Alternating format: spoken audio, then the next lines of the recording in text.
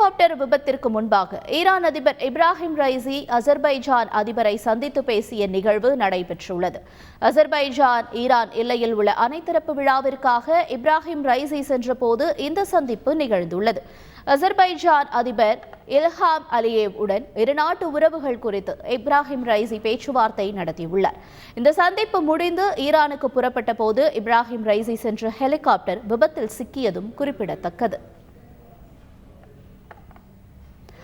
Iran அதிபர் Ebrahim Raisi பயணம் செய்த ஹெலிகாப்டர் விபத்திற்குள்ளானதை அடுத்து அந்நாட்டு அமைச்சரவையின் அவசர ஆலோசனைக் கூட்டம் டெஹ்ரானில் நடைபெற்றது. ஈரான் துணை அதிபர் முகமது முக்மர் தலைமையில் நடைபெற்ற இந்த ஆலோசனைக் கூட்டத்தில் விபத்து நிகழ்ந்த இடத்திற்கு விரைந்து உடனடியாக மீட்பு பணிகளில் ஈடுபடுமாறு அதிகாரிகளுக்கு அவர் உத்தரவிட்டார். இப்பணிகளை கண்காணிக்குமாறு சுகாதாரத்துறை அமைச்சரை ஈரான் துணை அதிபர் கேட்டுக்கொண்டார். செய்திகளை உடனுக்குடன் தெரிந்து கொள்ள உடனே சப்ஸ்கிரைப் பண்ணுங்க.